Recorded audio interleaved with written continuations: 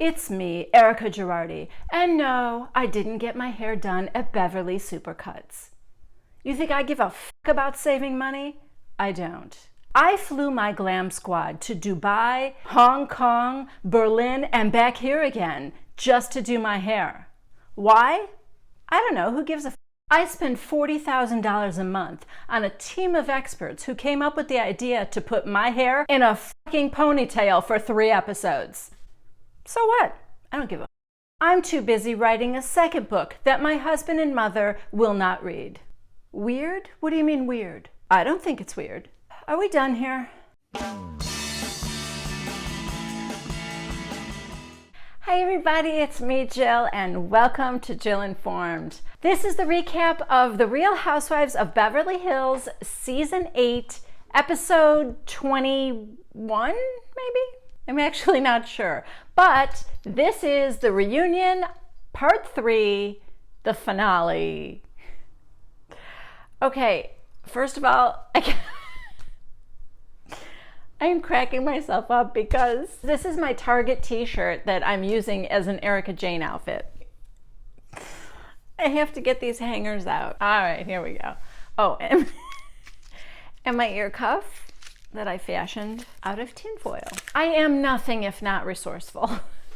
Okay, if you are like me and you are still sticking around for part 3, you're probably wondering, what else do they have to talk about? I feel like every topic has been covered and recovered, and yeah. Case in point, we start this episode off with the Beverly Hills Lifestyle magazine discussion and whether Dorit's head got chopped off out of spite or if it was just a magazine decision. Didn't we cover this already? Next, we talk about the Berlin trip and the Holocaust Memorial, Dorit's sad story about her grandfather. Then we talk about Rinna and the horse. Ho! Ho! Ho! Oh, poor Rinna. That and Kyle's allergic reaction. We touch on Erika and the bicycle that almost ran her over. We get to see that dirty look she gave again. Like, how dare you cross my path? We touch on Nanny K and whether or not Kyle had ever heard the name Nanny K before, which we know she has. And we get into Kyle and Lisa's relationship a little bit. I know this is something Kyle's been holding on to and until the reunion, until she can say this to Lisa Vanderpump at the reunion. But she said, "You never said your grandmother's name. I was very close to my grandmother too. Do you know her name?" And Lisa's like, "Well, no, but I know that this was going to be Kyle's big gotcha moment for Vanderpump." The problem is, Lisa always said Nanny K's name. Even Erika knew who Nanny K was. And Bravo gave us all the past footage of every time Nanny K was mentioned by name. So, nice try, Kyle, but not quite. And then Vanderpump goes, "I want to be really frank here, and I don't think this will hurt your feelings, but I don't intend to. It's just that most of our conversations between us, 90% of them, are all about you." Kyle's answer to that is, "Well, I share more. I'm more open than you are, and I talk about everything, and, I'm perfectly willing to listen to your stories or help you when you're not feeling well." Vanderpump is sort of making it sound like she has to deal with all of Kyle's anxiety and paranoia and all these problems that Kyle has, that their entire relationship is Lisa talking her down off the ledge all the time. Then Vanderpump says, "But I like it. I feel like I'm your big sister. I want to be there for you." Well, okay, which is it? If you're perfectly fine with how the relationship is, then what are you bringing it up for like that? Then we find out why she brought it up. Because in the past, Kyle said to Vanderpump, "You just don't want to talk about it, maybe because it's not all about you," implying that Lisa is just self-centered all the time. So then Kyle kind of got it, and she actually apologized to Lisa. And I mean, those two are going to be fine anyway because they're actual real friends, I think, Then we talk about American Woman, and Kyle said that she hasn't spoken to her sisters she hasn't spoken to Kathy in 6 months. She hopes that they will watch the show because she thinks they have the wrong idea about it. It's really just inspired by their life story. In the story, it is a single mother, but with only 2 daughters, not 3. And it was just sort of a jumping off point. All the stories are fictitious, that kind of thing. And she said, I would never share personal stories about my sister without their permission. And that's not what this show is about. Then Andy said, is it more than that, do you think? The reason you haven't spoken to her in 6 months, is it more than just like the show? And she said, well, yes, Mauricio used to work with Rick Hilton, who's Kathy's husband, in his real estate company. Then Mauricio branched off and did the agency on his own, and the agency's like killing it and maybe doing better than Hilton's. I don't know. I have no idea, but there's some bad blood there because he left and went off to do his own thing. Quick side note right now, Kyle's crying and the camera keeps showing the other side of the couch, which is Vanderpump, Dorit, and Erika. And Dorit and Lisa Vanderpump, I have this, they look pained. They look like they want to cry for Kyle. They have so much compassion in their faces. And Erika's just like, I don't know if she checked out. I have no idea what she's doing, but she is not paying attention to this part of the show. It's not about me, so. So then Andy brings up the fact that the second show that got picked up for Kyle is called Glass Houses. And you guys, this show is about a single woman who is starting her own business after leaving her mother-in-law's real estate company. I swear to God. And Andy's like, do you think maybe that's part of the reason why Kathy's not happy too? Oh my God. And Kyle's like, well, yeah, I mean, Kathy doesn't like that either. Oh, Kyle. But again, I mean, that's just a jumping off point. Okay, now we get into the Erika and Teddy stuff. And let's face it, this is why any of us have even tuned into part 3, am I right? Start off with pretend amnesia gate. Erika's like, for some reason, you just have a very strong reaction to me, Teddy. This one, and she's pointing to Dorit, she called you a psycho and she's been hammering you for 12 weeks. And yet I say one little thing and then Dorit's like, hey, I haven't been hammering her. And she goes, well, yeah, you kind of did. And Dorit goes, no, you kind of went after her. She came after me. And then Erika goes, yeah, it went back and forth. You're right. You kind of both did it. Okay. So the whole thing is that Erika is making that one comment that Teddy made saying, what's with this pretend amnesia? And turning it into a huge, like, premeditated character assassination, which it wasn't. And you could tell at the time, this wasn't something that Teddy thought about ahead of time. She was in the middle of this thing with Dorit that was already ugly and already had her on edge, and nobody was backing her up. And Teddy remembers that Erika said she would have felt the same way, that she would have felt hurt too. So she said, Erika, even you said that. And Erika not backing her up and pleading, I don't remember, that was frustrating. I mean, I understand that. And I'm not so Team Teddy and against Erika. I'm not. I love Erika.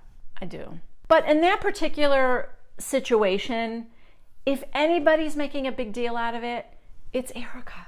That whole, you do not insinuate that I'm lying. I'm not a liar. You're calling me a liar. I'm not a liar. Do not do that. I mean, and to be fair, Teddy immediately said sorry when she saw that reaction. So Teddy said to her, you know what? Nobody speaks to me the way you do. And Erika, that's just your interpretation. Actually, I think this is more about you, Teddy. And you just think you're this little fawn in the woods. And Teddy said, I do not think I'm a fawn in the woods. That's how you all treat me. Erika said, no, it is not. That's how you think. You think you're a fawn among all these sharks. Okay, not to be a stickler about mixing metaphors, but either those sharks are in the woods with the fawn, or the fawn has fallen into the ocean. Never mind, I actually kind of like the fawn and the sharks analogy. Okay, then we get the line of the night, the one that's been teased, the one we've all been waiting for, which is Erika looking at Teddy and saying, rise up or get the fuck out. Come on, girl. I don't know why that cracks me up. It actually cracks me up when any of these women, any of these privileged white women in their 40s and 50s act like they're so street, you know? It's just funny. I will say that Lisa Vanderpump is kind of trying to step in and speak up for Teddy and at least tell Erika that she's way too tough. And Erika's like, no, you misunderstood. I'm empowering. Teddy goes, that's not empowering, saying rise up. Vanderpump said, why are you telling her she has to rise up to you? She's like, oh, no, I'm telling her she does belong in this group. What? No, you're not. I'm telling you right now that you belong in this group. Is that supposed to be a compliment? Because I know I don't belong in that group, and I'm okay with that. I'm actually maybe happy about that. And then Teddy said, I don't need to rise up and say something that I'm going to regret. I don't know what that means. I don't know. I didn't understand that comment. And Vanderpump, still trying to help out, says, you know, Erika, if you spoke to me that way, I would be very upset. And Erika goes, why? She belongs here. What is happening? I lost the thread or the meaning of this whole conversation. I don't think Erika even knows what she's talking about. She may have actually taken something for her migraine and is sort of out of it, because what are you saying? Are you in some weird way trying to backtrack your aggressive comments or something by acting like it was just to empower her? Or did you really think you were empowering her? Because, I hope she never tries to empower me. Andy finally asks the question, is Teddy being too sensitive or is Erika being too harsh? And Kyle said, well, I think I could understand Teddy feeling a little upset. Then we talk about Periodgate. Andy asks Erika, why did you recoil when Teddy tried to comfort you and touch you? Well, I was embarrassed. So she's trying to play it off like she didn't say anything because that was embarrassing to her. Yet she talked about it to Dorit and Vanderpump in way more detail than she needed to. So that excuse kind of doesn't fly. It's at least obvious to the people at home that Erika had an issue with Teddy before Teddy had an issue with Erika. It really did kind of start with that first trip to Las Vegas when Teddy was just trying to say that her childhood was normal. When people were asking her what it was like to have John Mellencamp as her dad, she was saying, what was it like with your dad? As a way of saying, that's all I knew and it was normal to me. Well, she directed it toward Erika, who then said, well, I never knew my dad. Not only did Teddy not know that, but Erika's reply was very snarky. And, one of you guys made a comment that I thought was really interesting. You said that you thought that Erika's issues with Teddy might stem from her being jealous of her relationship with her father. I think that's worth talking about. When I think back to that comment, that moment being the catalyst for all the animosity that came after that between Erika and Teddy, I think there's some validity to that thought. I don't know. It's definitely a sore spot. I'd be interested to know what you guys think of that. And I really do believe Erika started this. Teddy may have perpetuated it, but I think Teddy was just going off of her cues. I truly do. Anyway, next we see that Teddy has been blogging about the whole thing. And Erika's been retweeting her stuff saying this is pure comedy here. I'm gonna side with Erika on this because that's not cool. Teddi said she did it because it was cathartic. You know what? Talk to your husband about it. Talk to a therapist about it. Don't blog about it. You know, Teddi's trying to make the point that none of these other ladies made me feel as uncomfortable or had treated me the way you have consistently treated me from the beginning. Erika goes, I treated you the same. I'm rude to everybody. So there you go. Okay, so we wrap it up with Andy asking everybody questions. He asked Teddi how her first year was. She said there were some ups and downs, but she's leaving more educated. Whatever that means. He asks Rinna if Yoda is here to stay or if we're going to get the old Rinna back. And she goes, what do you think? And starts laughing hysterically. Vanderpump goes, yeah, that was too good to last. He asks Dorit if she would change anything or if she had any regrets. And she said, yes, of course I had regrets. I would have apologized to some people and I would have accepted other people's apologies when they gave them. To Erika, he said, what will you say yes to next? And she goes, oh, so many good things coming through. And he asked about Teddi. What about your relationship with Teddi? And she's like, you know what? We had to hash it out. This had to happen. We had to get through this. And I'm good. And Teddi's like agreeing. What did I miss? Again, I don't get these things being so resolved because I keep thinking that in my life, if somebody spoke to me like that, I'm going to make a mental note to not be around you as much. And Erika's like, you felt heard and you are heard here. Oh, God. Really? And to Kyle, he said, I know you want better relationships with your sisters, but what about your friends here? And she kind of laughed and said, of course I want to have great relationships throughout my life. Then to Vanderpump, he said, I know Lisa has made it clear that you've changed a lot in 8 years.